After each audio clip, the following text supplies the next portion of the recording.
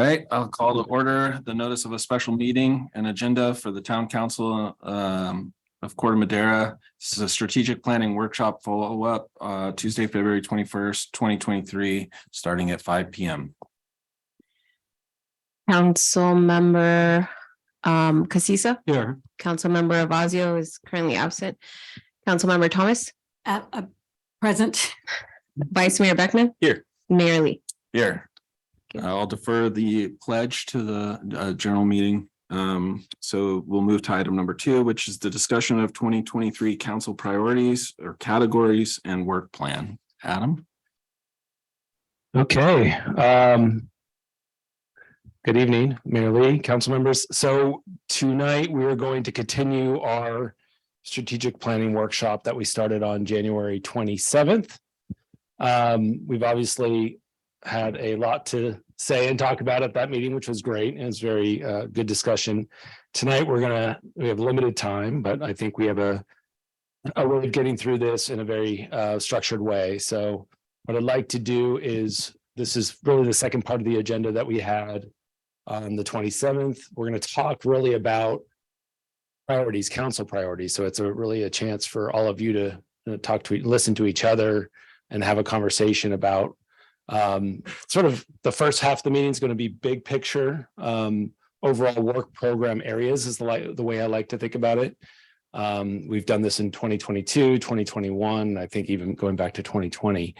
But you can see in 2022, the council accepted a work plan that essentially lumped areas of specific projects into general work program areas such as work related to fiscal sustainability, town operations, climate hazards, and those were sort of diversity, equity, and inclusion.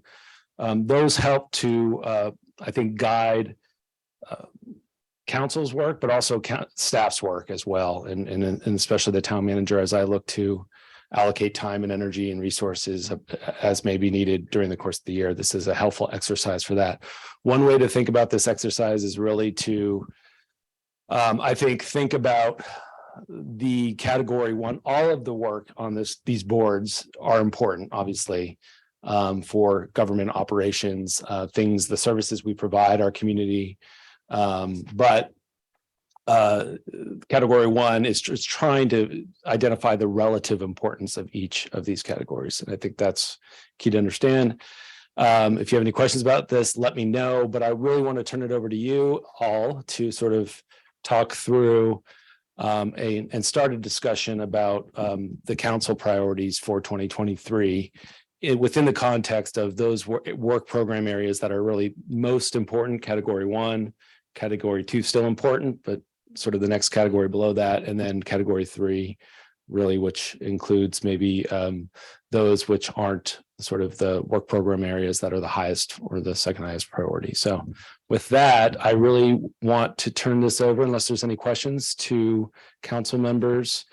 I thought the best way to approach this really was to give each of the council members 2 or 3 minutes to express high level, again, using these categories, if you'd like, as to help you, high level thoughts on the relative prioritization of these work program areas that staff takes. So I will turn it over, starting with Mayor Lee, and then we'll go to Vice Mayor Beckman, and then we can move down the road. I'll let. Okay, that's how you'd like to do it. Yep. Okay, so I had a chance to review this draft before, and I think I might have commented on it. So an exercise that I did was run it through an AI program to understand whether it was on par with other council priority and town priority list that it might see in the overall data sets. And this was its response. And I think it's critical to understand it didn't look at the individual like tasks or anything. It basically said, What is the big goal and does it meet it? And is that really a town's priority? And this is what it said. Category 1 priorities such as fiscal sustainability, climate action, adaptation and preparedness, and diversity, equity, and inclusion are critical areas for the town's long-term success. These priorities address important issues related to financial stability, environmental sustainability, and social equity, which are crucial to maintaining the town's livability and quality of life. For category 2, such as infrastructure maintenance and improvements, community event and involvement, and customer service, focus on improving the town's infrastructure, enhancing community engagement and participation, and improving the delivery of services to residents. These priorities are also important for ensuring the town's long-term success and continued growth. Category 3 priorities, such as quality of life issues and everything else, cover a range of issues that are important for maintaining the town's livability and quality of life, such as addressing short-term rentals, dog off-leash, and lighting. Overall, the list of priorities appears to be comprehensive, covering a range of important issues that are aligned with the needs of a well-run town. However, it's important to note that these priorities may need to be adjusted or updated over time, depending on changes in the town's needs and priorities. Yeah, I just wanted to share that as far as a reflection on how it sees between the lines and what it was identifying. So that's my 3 minutes. Thank you. Adam, I think this is fantastic. I really don't have anything that I would like add or change. Obviously, the challenge, right, with this kind of prioritization stuff is that everything that we do is important. And so it can get challenging to try and decide. But I think in terms of really assessing what are like the big overarching, whether it's like threats that the town faces like climate, or whether it's just stuff where we've heard repeatedly from the community, hey, can you guys please get this done for us? I think this does a really good job of distilling that accurately. So I really don't have anything to add. Thank you. Thanks. And I should note one thing that I've sort of prompted as part of this, the boards up here, we went from 2022 council priorities. I have sort of drafted this draft 2023 council priorities list here as well. So I think you're speaking to that. And I did add a couple, there was the addition of the community responsiveness, as we talked about at our last workshop. That's a big part of what I think staff really does as part of our work. So I wanted to make sure that was captured or in category 1. Obviously, public safety, I think we always recognize that as an important, very important local government service that's provided and responsibility. And so it wasn't included in last year's work plan, so I included that as well. And so those were one other one that I added here, as well as town facilities. So anyways, thanks, Vice Mayor Beckman. That's helpful. I'm a mirror Eli. I don't have anything to add either. This is faster than last time. It's a good job of listing everything out.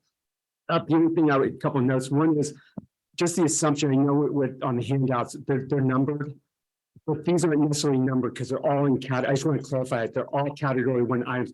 So I don't want people to think that, well, because financial sustainability is number 1 and they're numbered down, that's kind of like the pecking order. I think that's a good comment. Actually, when we bring this back, we'll remove the numbers from those items so that when you see this and then we will be bringing this back to you in an agenda item in a future meeting, hopefully on the next ones. Right. And then the other question also is, I know we're not going to get into the specifics of the work plan just yet. Yep. But there is a ripple effect when you have 6 different category 1s and they're all category 1s. How does that kind of relate just on a high level to the items that are in the work plan? In other words, and I didn't count them, but there's 30 items in the work plan. Does that mean 25 are all category 1? Numbers, by the way. Yeah, I didn't know what I think, I think it's a high level. Again, it helps us understand where where the energy needs to be focused on. You'll see that the entire work plan, though, we strive to really accomplish. So just because it's a category 2 doesn't mean that we're going to focus less on those items. It's just helpful to sort of overall structure those things. And I think for the council in the future, if all of a sudden we're faced with something that we need to tackle, it can help the council also determine and prioritize how we may need to shift or adjust this work plan throughout the course of the year.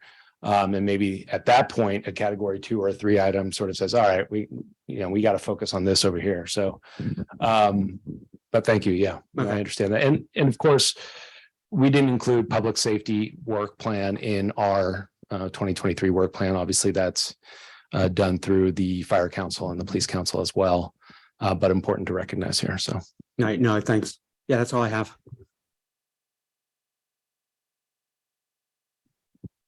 So as I was looking at this and looking at Adam's notes of how to approach this, I came to, and also because I work in a company that we're always doing organizational development. I'm looking at it from the standpoint of the foundations that are necessary so that all of the things and all of the challenges that come before the town, whatever we're seeing here, probably there's going to be surprise challenges ahead of us. So what we always need is the staff and the town operations to run as well as possible. So, filling those gaps of personnel that are needed, renaming and defining roles, those sort of foundational things make all of this possible. So, but I would certainly say that, I think we have all of those, everything right.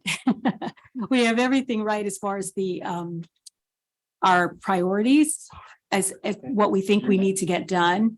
But at the very root of that, to make it all possible, I'd like to put a high, priority on town operations. the worst asterisk I've ever written there. Okay, thank you. Yeah, that's pretty much all I have. All right, well, just in time, Councilmember Vazia, we're doing that.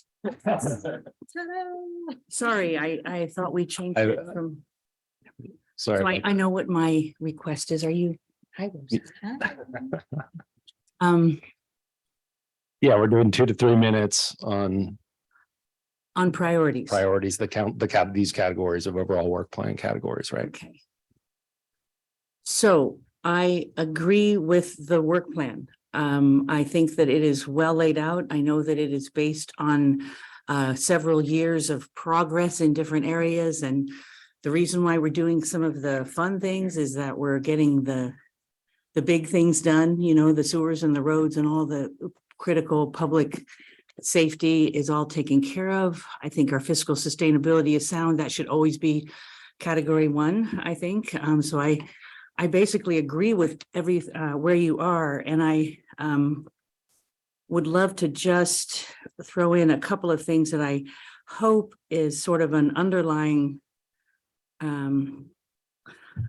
feeling. I don't know if the council agrees with me. I've several times sort of espoused my belief in the real value of building a close-knit community in terms of making us a healthier, longer living, happier community. And so a lot of these play into that. Some of the infrastructure work with regards to Town Park and the community center, the works that you were talking about for Mankey Park in terms of coordinating things and making it easier for people to have events. I think all those are important. We've heard before from the community that they really would love things like food trucks and a coffee cart in Mankey Park, for example, classical music in Town Park and all those kinds of things. And I know those sound maybe like extras or things that we don't really need, but I think when things are good and sound, that's the time to really start building some of these community webs that will help us be a more close-knit community. Our general plan says the number 1 priority is to maintain our small town character. And I think the best way to do that is to give people lots of opportunities to connect. So for me, that's an underlying theme that I think does play out in your work plan. And maybe for 2024, there could be some other specific initiatives in those areas. And also as they come up, there are things that can come up during the time.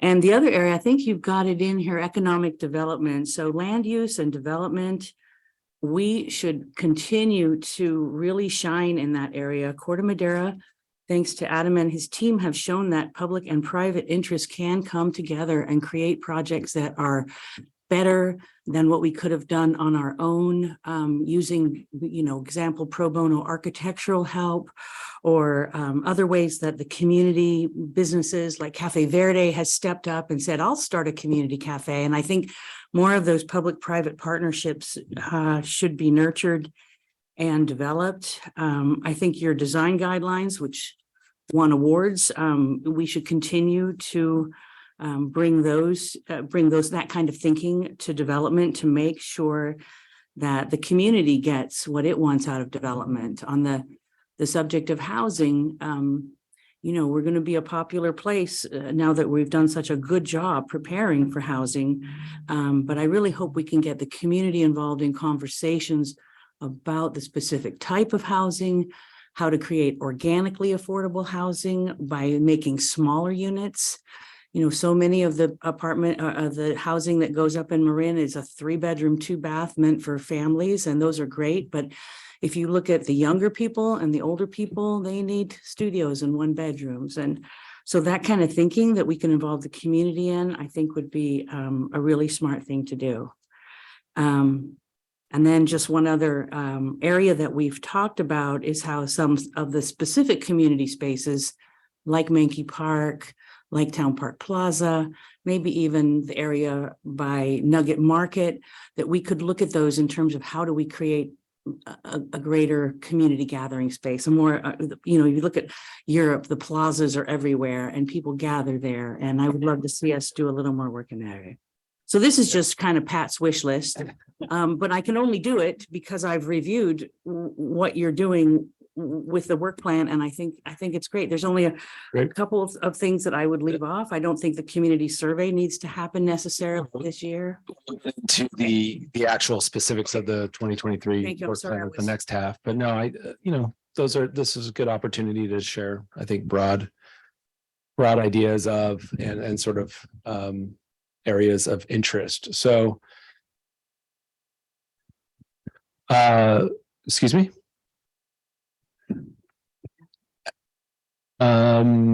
Sure. At this time, I would like to open it up to public comment about the review of the draft 2023 council priorities. Is there anyone online that would like to comment?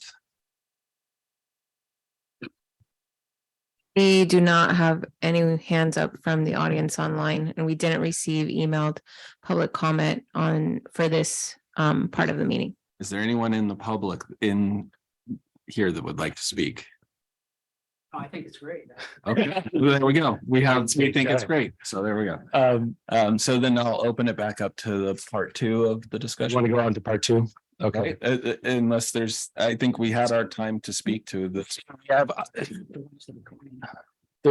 If I may, there's one question I just wanted to ask. It sort of speaks to Councilmember Casisa's point about we have a lot on category 1.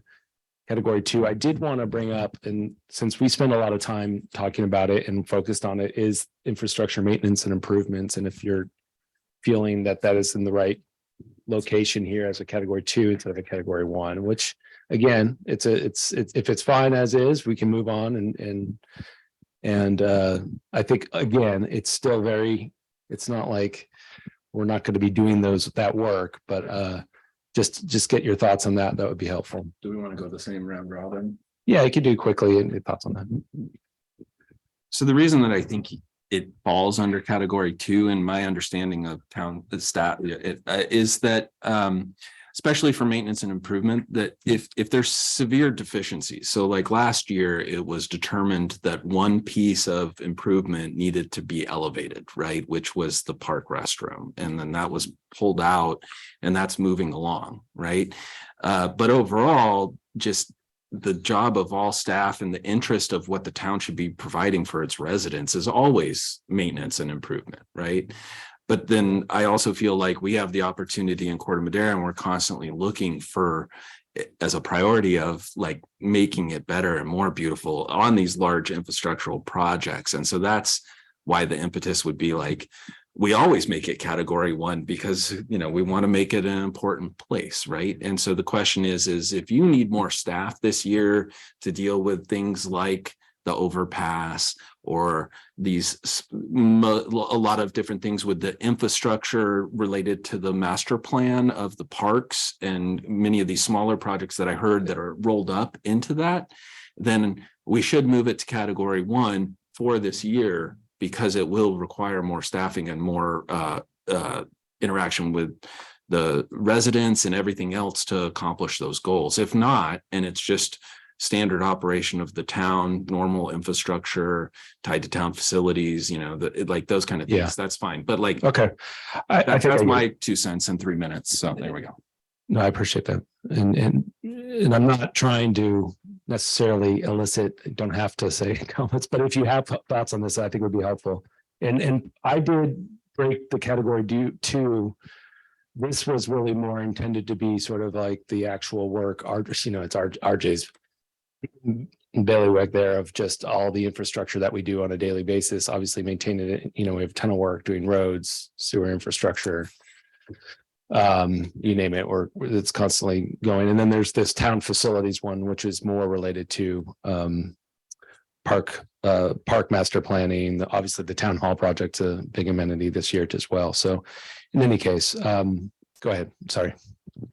Yeah, I think it makes sense to keep infrastructure and maintenance in category 2, even though it's like one of the most core of the core things that local government does. I think if we had like a huge problem, right? And if new council members had just been elected on like an outcry about like our roads or something, then that'd be one thing. But I think what we're really trying to do is just make sure that we maintain a good level of service, which we've got. I know we've got some big things cooking at Public Works regardless. But I think it's fine where it is in the context of everything else. Okay.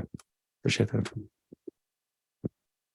Yeah, I think it's okay where it's at. The only question I was asked is the bigger ticket projects like Caltrans, right? To me, that winds up being a category 1. So something like that, does it wind up being under infrastructure maintenance, or does it wind up being under town operate? And I don't mean to get into, but I think we have I call them the bigger ticket items.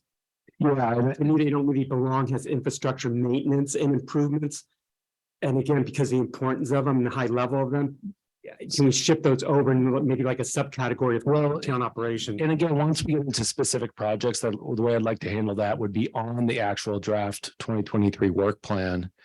Is we actually have another way. It could be category 2, but it's like it's very important project within that category 2 that needs to be highlighted, bolded, put whatever next to it to make sure that we're sending the credit, enough resources to get that project done. So we can get to that in the next part 2. Okay. We say like, what projects do we want to just say, no matter where it is, 1, 2, or 3, need to get done and done right this year. Okay, yeah, because I just want to make sure, giving you a point that they don't get buried and people think, it's part of infrastructure maintenance and improvements, where to a certain degree they may be improvements, but it goes beyond that. Yeah. All right. Thanks. Councilmember Thomas or Vazia? No, I really don't have anything. I like that you clarified that, we're looking at categories first, and then we're looking at actually work plan, and then we'll, get to so yeah, no problem. And I have just one question. From 2022 to 2023, we have lost the vision for Park Madera Center on the plan, but I'm assuming that's underneath land use maybe, or does it come under town facilities or? Actually did, and you'll notice as well as basically, even though, that's an important town amenity, I'm taking from these category lists specific projects off them. So again, it's sort of like one of these things don't look like the others, there's if you even the housing element was a specific project within that. So on the next section, if we want to have a vision for Park Madera Center, it would come up in the 2023 work plan, and specifically that project item could be highlighted. Can I speak to that too? Because that was on there because of this. So that was added because of something that I had brought up, which was there was a junction of 3 different kind of master planning or survey that were happening all together, but they had different kind of user groups, but basically we're all going to address the Park Madera Center. And so it was really a tracking device in understanding that we were going to have to synthesize all three outcomes towards a final resolution about what to do with it. So that's the Parks and Rec, then there was the For the financial side of it, but then also the housing element. It was all three of those, and those are now shaking out. So, you know, I think we have a better understanding and started watching how people were responding to those different things. But, you know, now that it was just a concern that how are we going to synthesize them was my question. So I felt like it's, you know, we've seen how that shakes out. So it's no longer something that I would want to discuss. Well, I think synthesizing the input is one thing, but I think when we get ready to actually address the topic, there should be a whole new round of community input, especially for those who live nearby or for those who have specific interest. I've heard a lot from people who are like, have all these great ideas, and, you know, bringing the community in is an important part of our job. So then I guess Things like that. with that one, I would ask staff to help me understand, is that town facilities? Is that community responsiveness? Is it this and a mix and match? Like, I think when we come back, as we get into, you know, we do, look, we're how many months before we do this again? We'll be here, you know, it feels like it's going to be a few months, but we'll certainly can raise this. And it's was baked into our housing element as one of the policy objectives to discuss it during that. So there will be time to start you know, I think I view it, just so you know where my head's at, you know, as a couple of years down the road, we start talking about, it has to do with timing, the right time to have that, start that discussion. The financial aspect, we talked about leases, existing leases on there. So it's not really ripe in my mind right now to spend a bunch of resources on it at this point in time. And that's why it's not in this year's work plan, but certainly is, we know, I know that that's something we're going to be talking about in the future at length.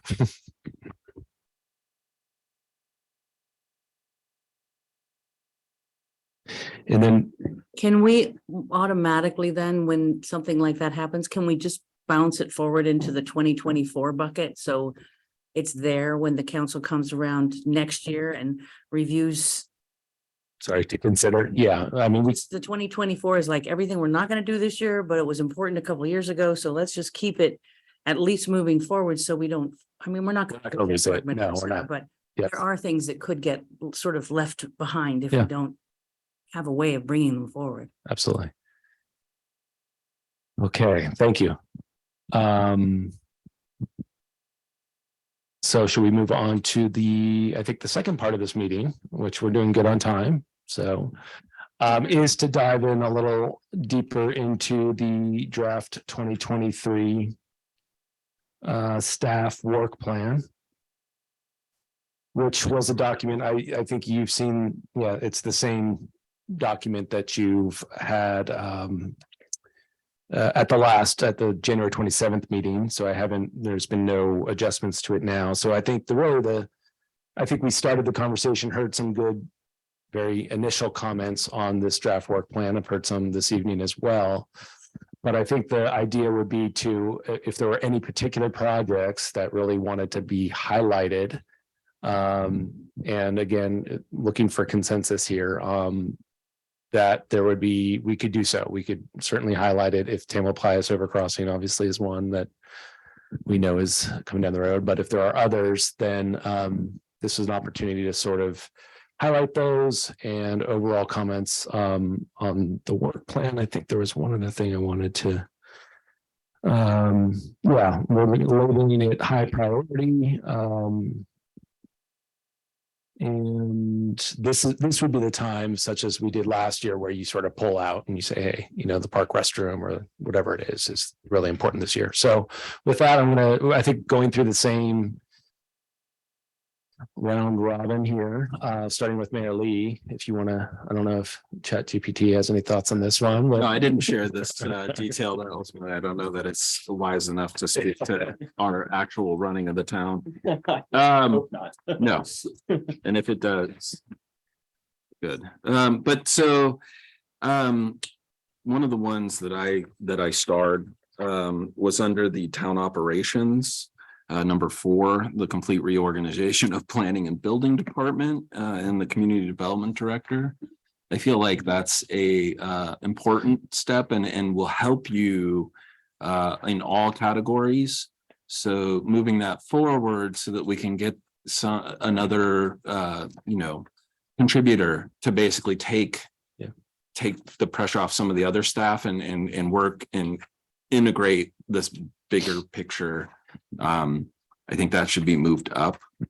And then Just to clarify, it actually is in category 1 under town operations, but right, but number 7. oh, I see what you're saying. So It's just yeah, again, sorry.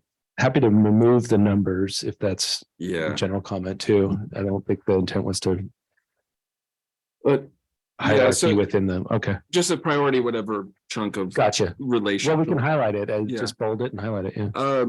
Under climate hazards, I don't know that it's really a hazard. The develop townwide EV strategy to increase EV charging capabilities. To me, there's been a huge uptick. I don't know if you read the recent article about Marin's adoption of Yeah, EVs, like a third. but I can only speak to my own personal experience with it. There's not enough electric infrastructure currently to support and charge at a reasonable rate the total adoption of the EVs as it stands, with this idea that we're moving to 2030 100%, right? And I just don't think we're my fear is that the real goal is for everyone to enjoy and find that this is a better solution than gasoline. And currently, if the wait times to even then wait to have it charging is not there, I just feel like we're gonna get more kind of dissatisfaction. And I do feel like it can't be left to all private, that maybe it's a public, private, or whatever it is. But to me, I feel like it's a sleeper. Yeah. That may become a bigger issue than I think anybody's fully aware. And it's one of the things I would like to highlight personally. Perfect. So then, another one that has come up since our last meeting, and that I think is tied to kind of town facilities and infrastructure and also public safety and staffing, was the opportunity to have state financed public basically housing for workers, right? Either for the police or fire or town or teachers, right? And we didn't have that in the work plan, right? But I mean, I got a sense from other people there was interest in, and ultimately it's tied to a lot of other kind of successes. And so I just wanted to throw that out there, is because I don't think it existed a month or two ago as far as our understanding. But then again, I've also heard that the financing might not, because of the budget restructuring at the state level, the total amount might not be there. But we're always so good about getting ahead of it that they might be looking for smaller pilot projects, and there still might be financing. So I just wanted to throw that out there to council and staff to see if that's something that we explore this year, or maybe it's 2024 push, but it's definitely something I wanted to get out there. I liked your word you just used to explore. Yeah, explore. It's not like a mandated get it done. It's more like keep abreast of it. And basically it could be that if the opportunity arises and it's great money and opportunity, that then we talk about restructuring, right? It could be a category 3 watch and wait until it isn't. But I think the downstream potential and benefit of it is if there's real opportunity that we grab it immediately, because I think that it'll have great impact. Yeah. All right, so I'm just highlighting these EV strategy. Yeah, so that's it for me. Thank you. Yeah, I strongly agree with what Charles said. Some that I pulled out are, this is category 1 anyways, but the climate action work plan I think is super important, and I'm focusing on that. I think Charles absolutely right on EV strategy. I think the developing the climate outreach strategy with the CAC for sure, but I think all that kind of stuff stems from the climate work plan. So that's why that jumped out as at me as a top priority. Obviously, the overpass, to me, it's in category 2, but the overpass is a project where that's one that we need to, that's like a front and center. And then I think the only other thing that I wanted to just call out, and it's category 3, but develop potential strategies to address post office noise issues. I know this is a perennial issue that we've had a very tough time addressing, but those residents are really suffering. So if there's anything we can do, if there's any new angles we can look at this from, I think that would be a fantastic, thing we could do for them. Great, thank you. Look at Amy. Okay, yes, Councilmember Caesar. Yeah, just two high level questions for you. When everything that's currently in the work plan, is that doable for staff to a certain degree? In other words, I don't want, again, I believe in setting people up for success, not failure. And I don't want us to sit there saying, yeah, this document's great. And then you come back to us for a year from now and, Well, yeah, I mean, I just want to make sure you guys are. I think to the extent that you saw basically what we showed you in 2022, what we were able to do. You're gonna have yellows, you'll have a couple reds, but the general, there's a lot of greens on there as well. So I think some of these will take multiple years to accomplish. So it's not like a 1-year thing, but part of them are starting the process and then continuing. So I think, yes, I mean, there are always considerations. I think we heard from RJ last time about staff, staff is a big part of that. If we, staffing these things appropriately, and that can change throughout the course of a year. That is a consideration, but for now, let's, and one thing we can do as well is I can come August or something, give an update on where we are on some of this and if things have changed, so I'm happy to do that too, if that's helpful. Okay. All right. You may, if some of these are 2 years, you may just want to asterisk them on here somehow that they roll for multiple years. So people don't think, oh, X is going to be done in 1 year. The expectation is that like Caltrans is going to be multiple years. Right. I think this kind of clarifies it a little. Yep. And the one thing which I know for me, it crosses over into police and fire, but it has to do with evacuation routes. I know MWPA is working on software. I think we're supposed to have a presentation next month at that. But I get concerned with that. And by evacuation, I mean, I look at Christmas Tree Hill. There's going to be warning if there's a fire or some kind of disaster. To get people off that hill, though, when they come down, the first thing they hit is a red light at Magnolia and Tamalpais there. So it's a matter of how do we move people off that hill? Yeah. And that's only, to me, we have Christmas Tree Hill, and then after that, then we have Chapman area, same thing. Everybody filters down into Tamalpais, and then we have the east side for flood. So it's coming up with I want to say a plan, but it involves police and fire also. It does. And I know that actually, I think at the next MWPA meeting, they're going to be talking a little bit about how they're going about sort of identifying the most sort of challenging areas throughout the county. But I also thought RJ could maybe speak a little bit to one of the work plan items that tries to start the conversation about this. Yeah, so this started as a Redwood Avenue and Edison Avenue undergrounding project, just primarily a 20A electrical undergrounding project, but something we've been kind of kicking around internally and think it has a lot of benefits by taking some of the work done by the climate adaptation assessment, right? That identified deficiencies in the roadway network, whether it be narrow roadway segments, curves that are too tight, some of the pedestrian access using this steps, lanes, and paths. And so we have a project in mind. We're calling it for now Lower Christmas Tree Hill Complete Streets and Evacuation Improvements. And that's really to take the base of the hill where it all funnels down to and look at it from a complete streets perspective, potentially do some widening, potentially improve capacity for those events when we have those, emergency needs. And then also while we're at it, let's address the underground infrastructure. Let's use what's left of the 28 funds we have in that prior commitment, and let's build that into this project. Let's also address our sewer rehab work while we're there too, but really making sure we can get people off the hill as best we can.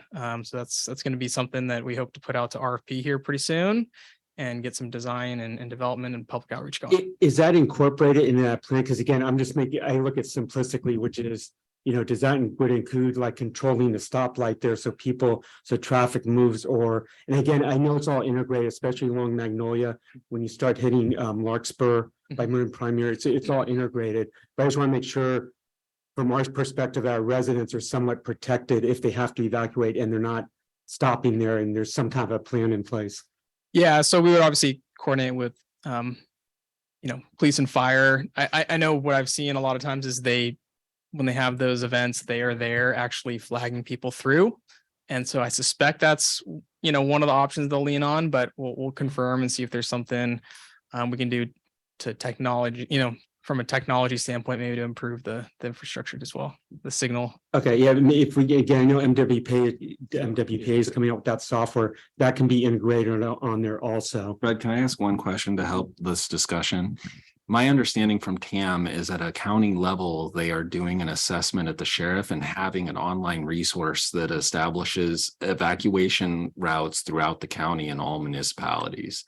And that was going to start rolling out this year. Are we included in that and discussing that? And basically, is that going to solve some of the concerns that the council might have? So I've heard just kind of surface level, probably some of the same things you have, and everything I've heard is along those lines, that we are included and that they are going to do a countywide analysis. So, but I think more to come. Okay, from them. so outside of the infrastructure side, I think keeping abreast of that and knowing how we can integrate our own town and benefit and maximize the benefit from it might be like the kind of direction the council might be interested in. Okay. All right, thanks. I just want to make sure we get it, maybe not, so it's out there, so we're aware of it. Understood. Yeah. That was it for me. Thanks. Okay. I think we've been going to Councilmember Thomas after Casisa.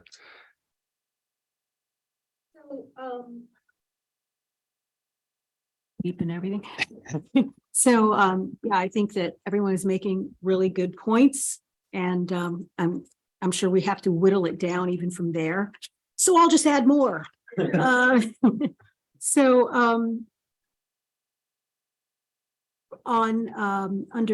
the category of fiscal sustainability, I think that the resolving the CDTFA tax issue, would put that as a really big thing to sort of put to rest.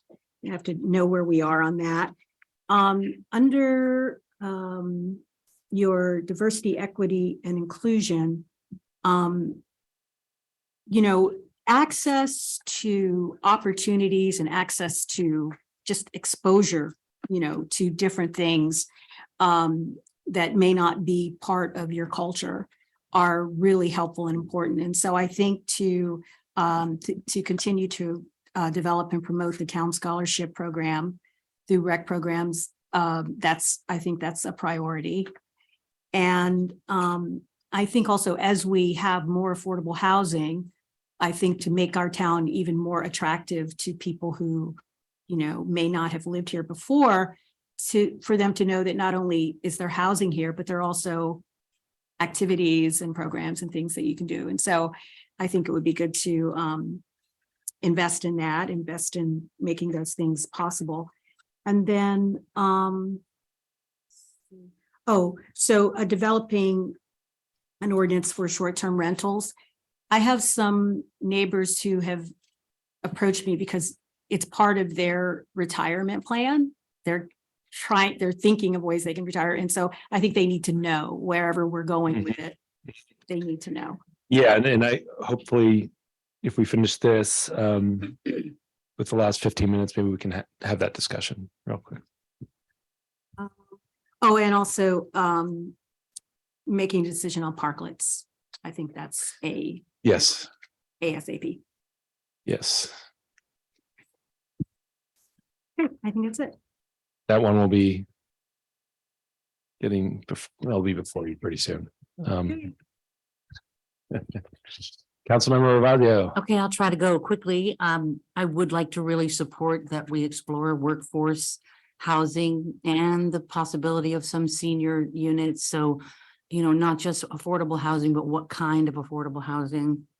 I think workforce housing will help us recruit employees and make people want to live here more.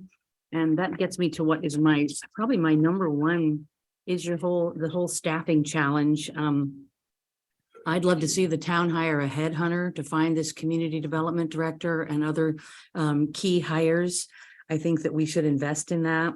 I love the idea of the professional development leadership academy for staff to help them improve their professional skills. I think that would be another way to attract more employees. So I think professional development of staff should be a priority.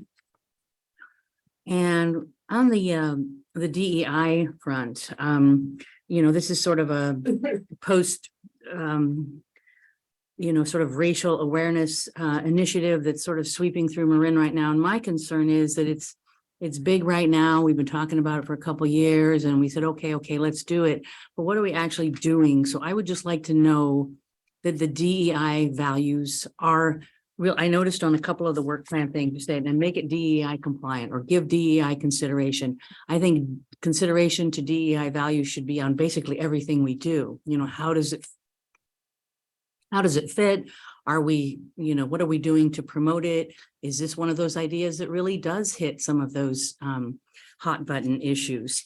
And as far as the scholarships go, I think the scholarships are fine, but I'd like to make it easier for people if they are already qualified for free lunch programs or any kind of aid, that they should automatically be able to pay a reduced fee for Parks and Rec. I'd like to serve the underserved in a way that doesn't make them have to file tons of paperwork and pronounce that they're needy. Just if you already qualify for aid, Streamline somehow. streamline it so that people don't feel, lesser for having to request that other a lower fee. So does that, for that, are you also? Mike, please. So we talk about it in Parks and Rec for the children, right, in a lunch scenario, but ultimately, do you also want to see that for seniors, for example? I think that anybody who is already, including all groups, and how do you Yeah. track that? It's, is it the anybody who's got a PG&E Section 8 lists or, or right, whatever it is? Okay. right. It's the scope of how much you want to open up the scholarship program. Mhm. And then just lastly, and I guess this comes under infrastructure, I'm not sure exactly where this would fit.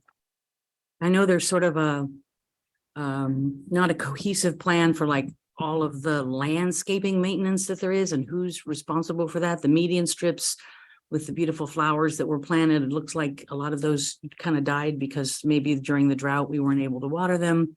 I still think some of them will come back, but I just want to make sure that our if it's public works or if it's parks or whatever it is, that somebody's really taking responsibility for the public areas landscaping. I don't know where that goes. Yeah. Maintenance, just to make sure that we don't sort of think one person thinks someone else is doing it and someone else thinks someone else is doing it. It doesn't end up getting Yeah. done. No. Adam, I think we had a councilman that was wanting another. Yeah, I'm sorry, just two quick comments. Hey, Ashley, can you just quickly address what we do for seniors? Because if I remember, classes are only $5 and then we do a lunch program for them also, right? Just for clarification.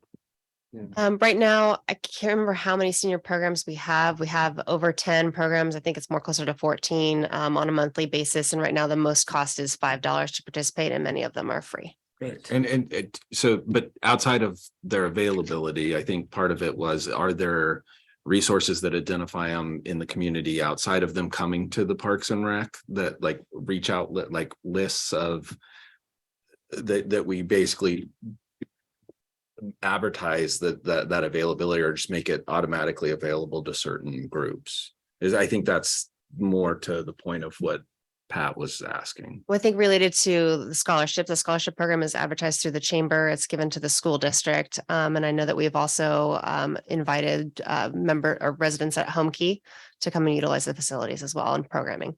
Okay. But so I guess for me then, not hearing that there's specific one for seniors, if there is ultimately appropriate methods to do that and pre-qualify them, I think, that might be something that I'm not going to speak for her, but I think that that's what I'm hearing myself, and I could promote that as well. So. Thank you for that. Yeah, I think you it would for be that. great to what you were saying earlier is figuring out what scope and how and what the pre-qualifications are. I think that's a great direction for council future.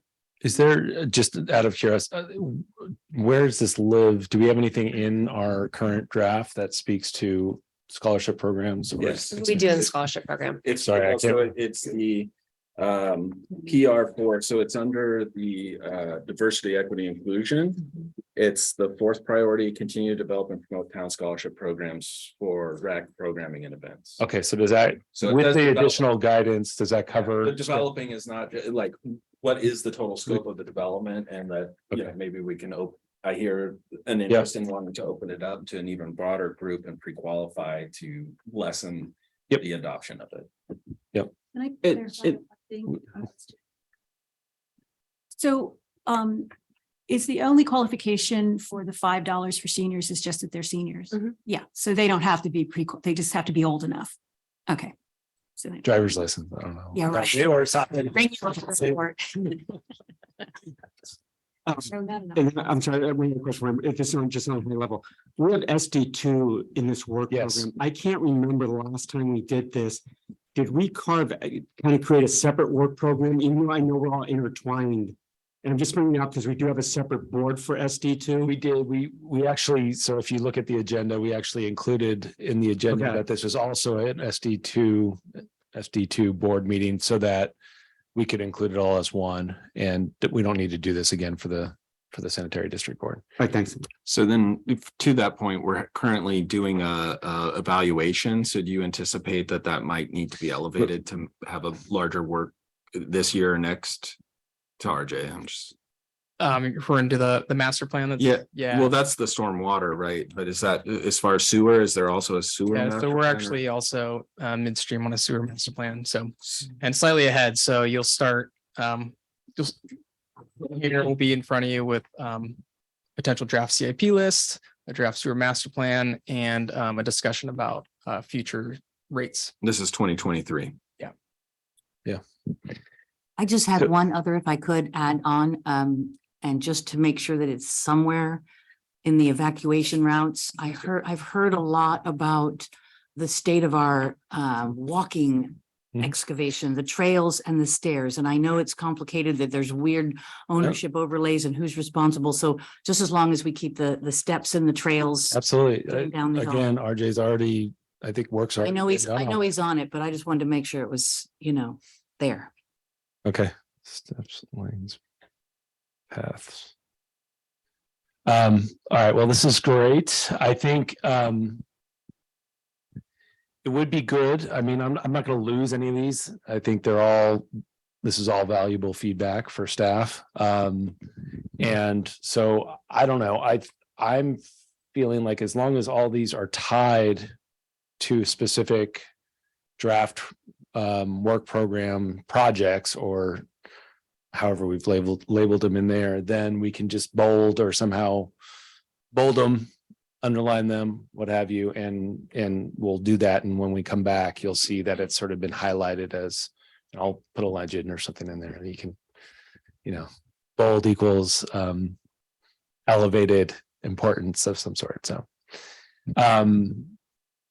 because that will capture it. I think that's important, just to capture it and not try to have to whittle it down at this point. Should I open it up once again to public comment? Sure. For item 2, I'd like to open it up to public comment. And at this time, from members attending virtually, or the public attending virtually, we don't have hands raised and we don't have emailed public comment either. And in the room? Seeing none, I'll close public comment. So now we can go to final discussion. Yeah, I guess first I'd like to open it up to any staff if they wanted to highlight a particular project. I didn't forewarn you that I might ask this, but if there was anything that you felt you wanted to have the council weigh in on, that I'd be happy to open it up for a few minutes, and then I want to get to short-term rentals. This is more of a just an update on one particular item that I think was reflected as project we were going to construct or further push this year, but given some tight grant timelines, it's likely we're gonna have to push this to the following year, and that's the Nellen Warrenham bike path. So that's listed on page 6, item 7. So just want to provide an update. So we're not even sure if we really could get all the paperwork completed and done in time to build it when the school is out in June. And plus we're short-staffed and have plenty of projects. So we've just decided just to do a normal rollout on that and build it next summer. So. That's good.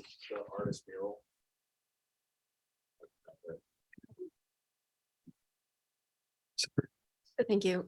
Merrily, that would be a separate item. The artist that was working with the Caltrans that then got shifted over to town staff to help facilitate.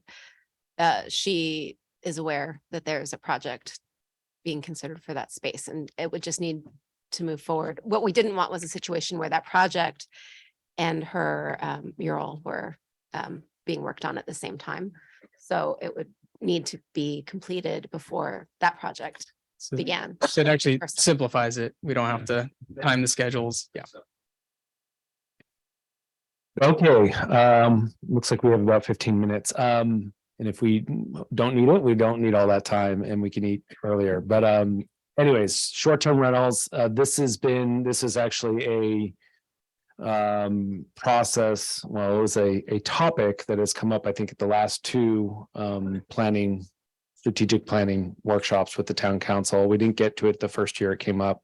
We did last year. I think it was start a process, hired Bob Brown as a consultant to help planning staff. And I was very much involved in that myself, working with Bob, but Bob did a lot of the research, and we had a couple of workshops out in the community, did a survey, got over 500 responses about many questions, but the big one was, should the town allow short-term rentals or should they prohibit short-term rentals in the town of Corte Madera? The response to that specific topic was about 53% in favor of allowing short-term rentals, 47, I think, % opposing it. So really pretty split, at least amongst those 500 plus individuals who responded to that survey. Ultimately, we brought the topic to the Planning Commission, as we normally would do, with sort of previewing a potential ordinance and also to help advise the council. They considered the options. There's a lot of things you can do, which is you can say, yes, we'll allow it, but under X, Y, and Z regulations and so on and so forth, or prohibit it. And the Planning Commission voted at the end of that. It was sort of informal direction, but they did poll the commissioners 3-1, I believe. It might have been 3-, I think it was 3-1.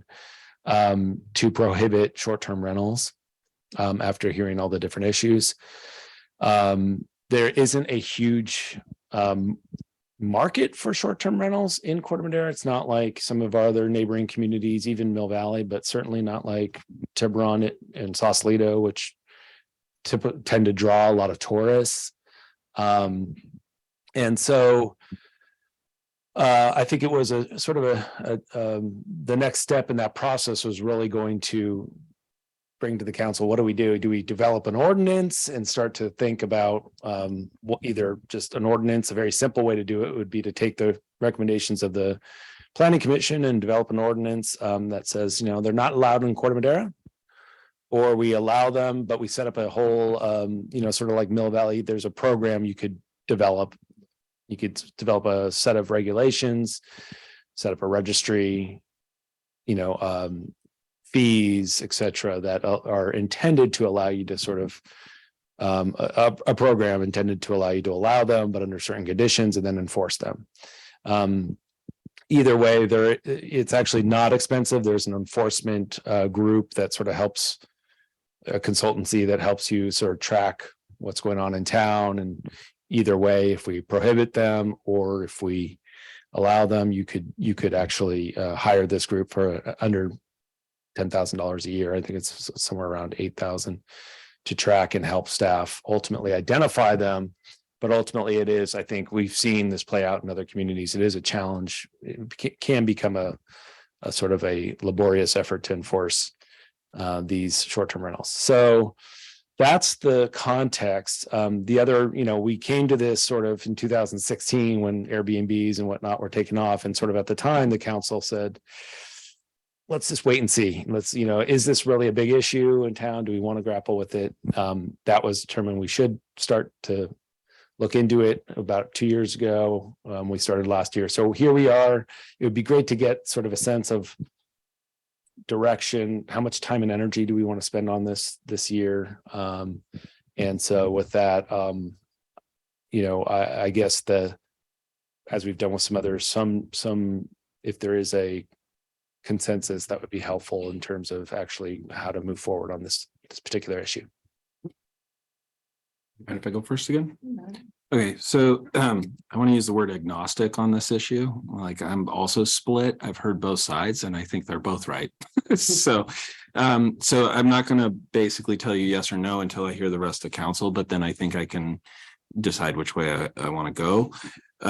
One other topic that came up is, can you do a probationary, like basically a temporary ordinance that allows it to happen like for a year to test out?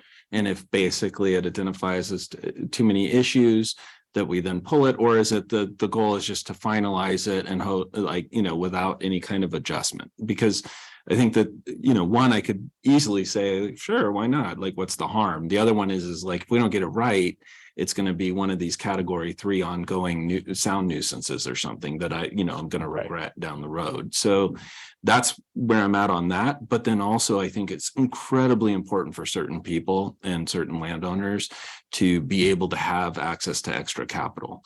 And that's why I do want to make that available for the people that feel like that's the only way that they could maintain ownership.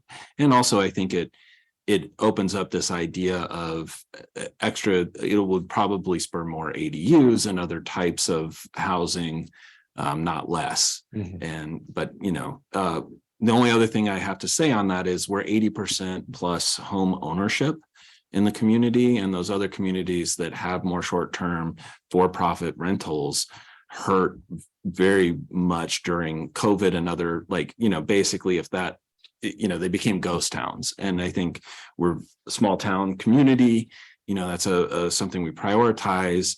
Do we really have an understanding of whether short-term rentals would affect that local community home ownership, your neighbor, not some stranger type experience that we offer and enjoy and benefit from? So those are my concerns and just thoughts that I wanted to share. But I honestly struggled to give direction right now on it. Okay. But I would say that I would say that we need to continue the dialogue and resolve it sooner than later, because the survey and the discussions have already transpired, and we can't just let it fester, right? People want resolution. I appreciate that's helpful, actually, that last part as well, even if you don't have a particular way to go, but resolve it one way or the other. Okay. Yeah.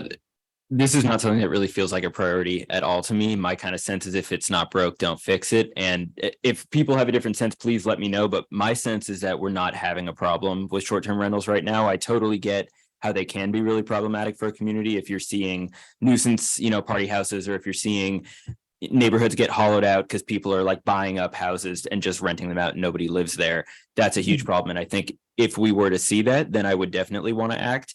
My feeling is that I feel like in the last 5 years, I'm familiar with like one party house that's happened. It was actually on my block. It was annoying for like 3 hours. Then the police came and that was the end of it. And, nothing else since. So I haven't noticed really a problem. And my thought is that in light of that, we've got so much other stuff to do. Staff is already so busy, and like Charles said, I think there's an important element that this is a really expensive place to live. And I think there's a lot of folks in Corte Madera who are house rich, cash poor.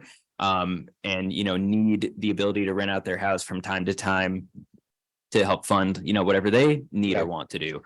So I'd like to leave them with that option until and unless we start to see an issue. So if we're seeing an issue, please let me know. But if not, I would say I think this can wait. Okay, I'm going to just a little bit pushback on that, because I think one way, if we're gonna leave that door open for people, what I'm hearing is we don't want to spend a lot of staff time on it, but is there a way maybe to spend the least amount of staff time, but allow it in a way that leaves the door open? I think if we do say, no, they shouldn't be allowed, we're gonna have to, we should decide one way or the other. I think by creating an ordinance one way or the other. Right now, I think we are telling people it's not permissible by our zoning. If there becomes an issue and a problem, we have one that actually just came up to our attention today, but it is rare. I mean, it isn't we don't see a ton of these throughout the community. Nonetheless, if it comes to our attention, we are saying it's not allowed. We have a permissible zoning ordinance.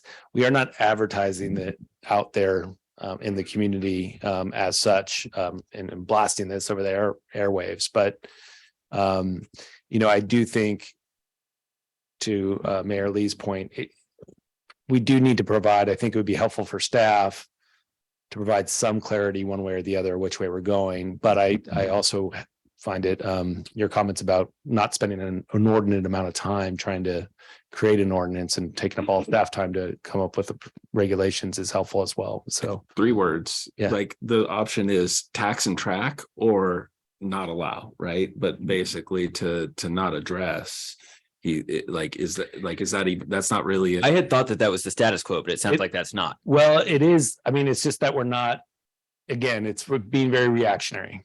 Mhm. And maybe that's what you're going for, is just sort of taking a backseat approach. If there's a problem, if we do get a complaint, we do enforce it and say it's not permitted in Corte Madera. But it does leave people who are sort of want to do the right thing and actually go through the process properly and actually say, hey, can I do this? We get some calls once in a while, say, I have, my plan would be to retire. We have to say, no, it's not allowed right now. So it's soft in a way. We're not out there again blasting that at people, but we do tell people there's no way to do it today. It's just, There's also an investment to actually allow it to happen, and a time investment, and then to find out that basically currently, and if it becomes a town address, like it does become a problem for one of the people that rented or for the landowner, because there's no clarity, basically, then it's clear that they're not allowed to do it. And all the money they invested to basically try to enable that might not be spent correctly, right? Like those type of things is what he's trying to get at here. Well, but there's no investment to not create an ordinance, right? There's no investment to not develop a policy. So if the status quo is you can rent it, you can do an Airbnb if you want, but you got to follow the noise ordinance. You got to follow the laws of Corte Madera. And if your tenants are not following the laws, then you're going to hear from Mike.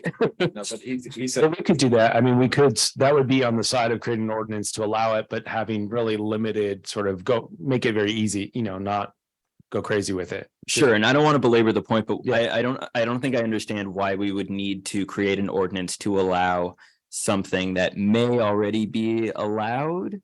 No, it's not allowed. I was Okay. to clarify. Is that like clear? It's in clear. zoning? Again, we've been over Okay. this and said it's through the actual permissible. There's a clause in our zoning ordinance that says if it's not explicitly permitted, it's not permitted. Right? So this is where it's called the law of or principle of permissive zoning. I guess it's no law, but is that Right, so under that, it currently is not allowed. I would say, however, the enforcement of it is somewhat complaint based.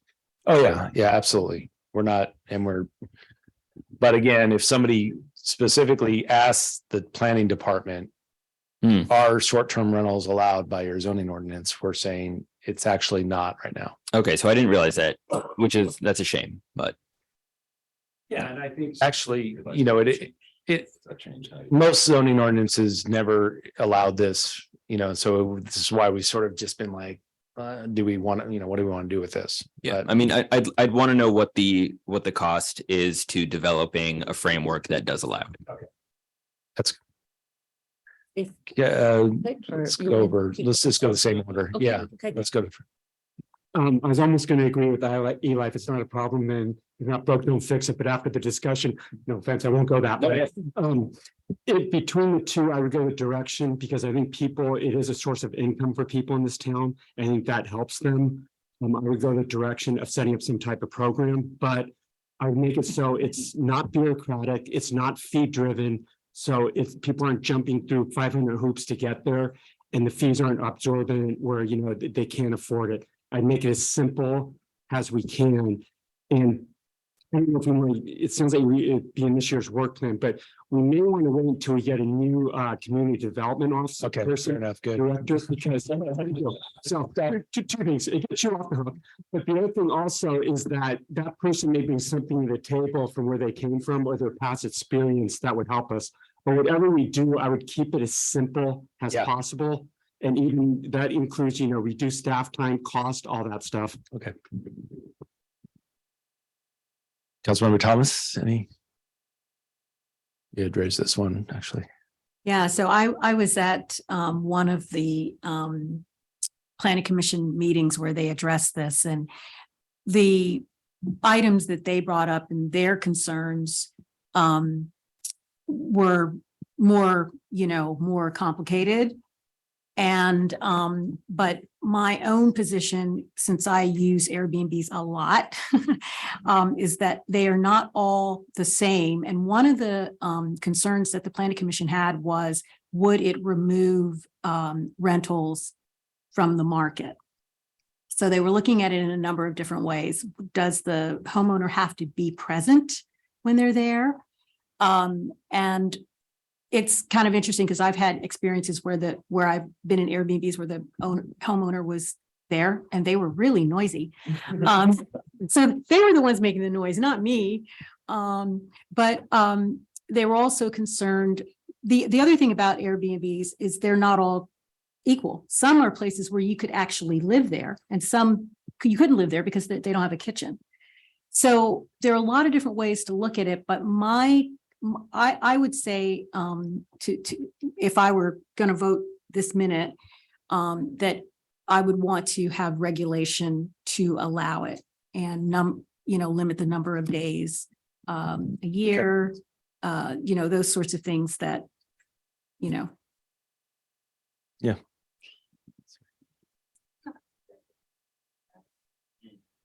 So I really think we should wrap it up. And It's- bring this- it's in the We're work wrapping. plan, yes, but a discussion of Gotcha. whether or not we should have a short-term rental program is not on the agenda. Fair enough. It really needs to be separately agendized so council can have a full discussion.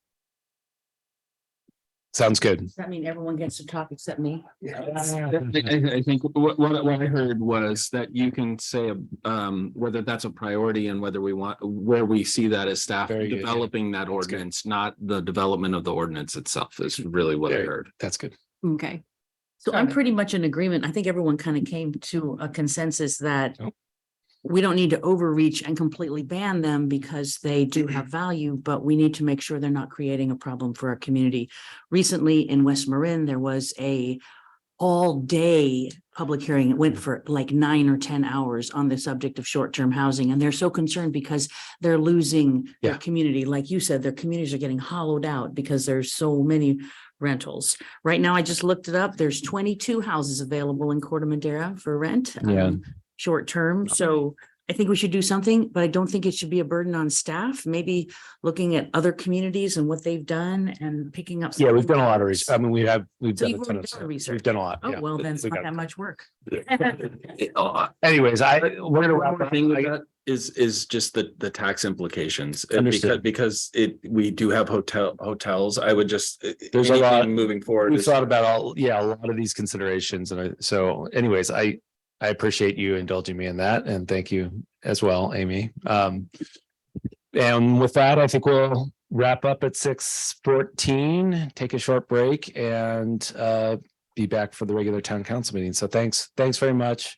We will bring back have a staff report and bring back the work plan for your acceptance at an upcoming council meeting. And then we're all All right. right. And with that, item number 3, adjournment.